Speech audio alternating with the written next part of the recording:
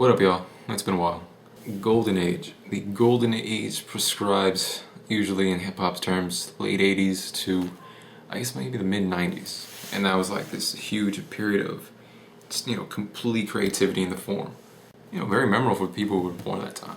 I feel pretty fortunate as far as being born right then in the middle of it, 93. It's a pretty good year. But anyway, what I wanted to get on topic about was as far as this generation's golden age is possible.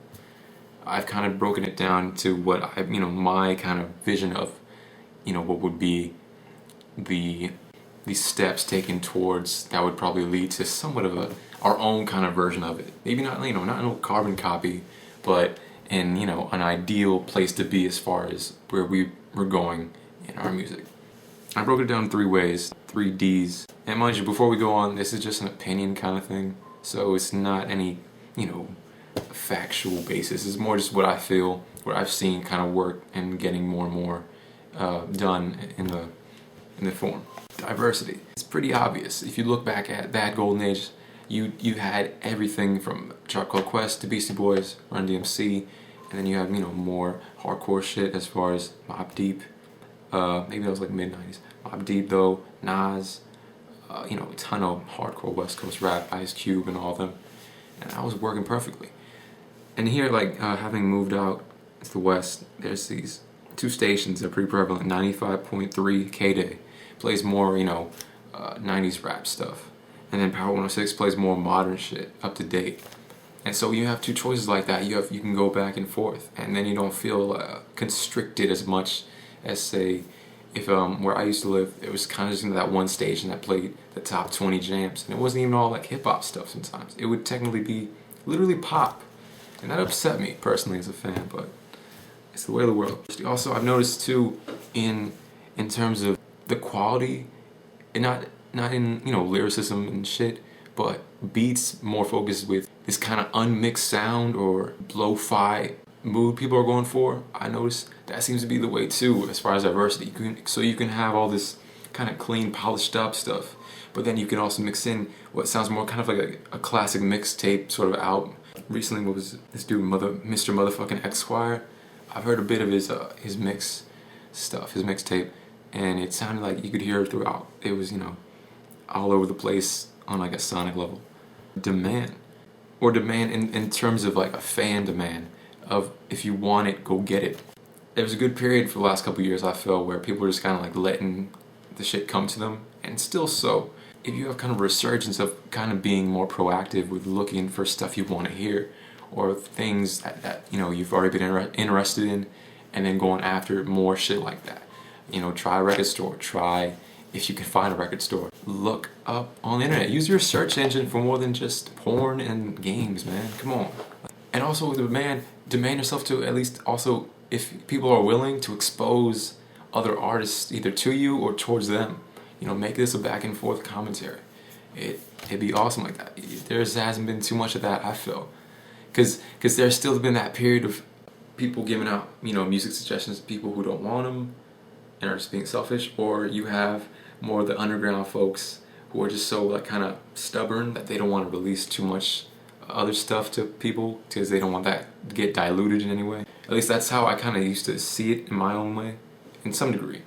I wanted to keep it sort of, like a hidden gem, but it's not bad to at least tell people about it here and there. It's, pretty healthy.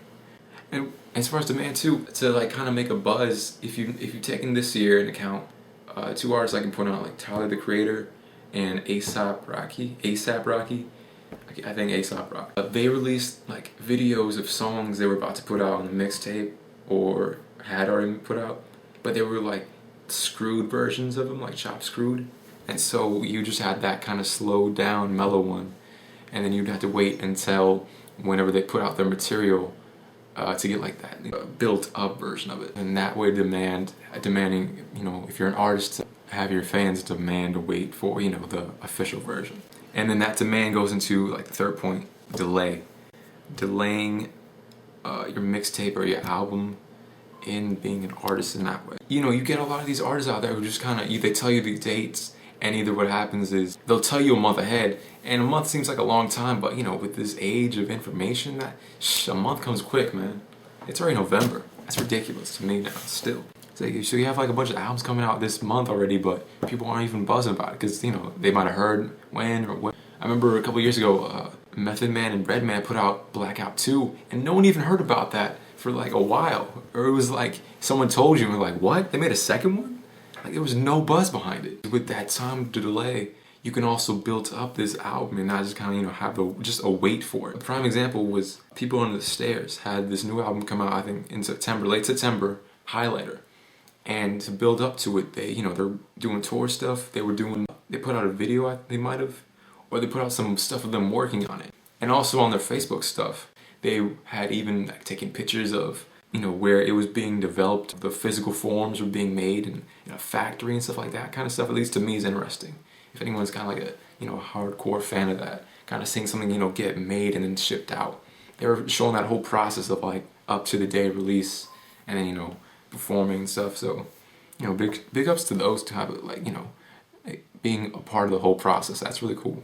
And then if I can go back on demand, like distributing out like a bad sample of something and I'm waiting for the official, back to the P, they back in 06 when they put out Stepfather, unofficially, they put out a leak of it.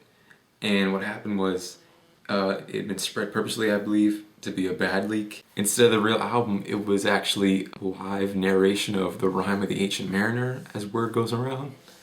And so in that way, when you kind of mess around with the audience, you can also have a bit of fun with it. People who just wanted to, you know, have it leaked. But those are my three like ideas, or my opinions of where I see if we could get to a golden age in our generation, that would kind of be how we'd get there, or some idea. I'm just, you know, throwing it out because I would love to see kind of like where it's headed. I feel very close to it. Something about 2012 or whatever people are saying, I don't know, I feel it makes it closer. But from my perspective as a fan, and you know, I you know, I can see it going pretty well. It's going good now. It's been going good. Those are my 2 cents. Peace.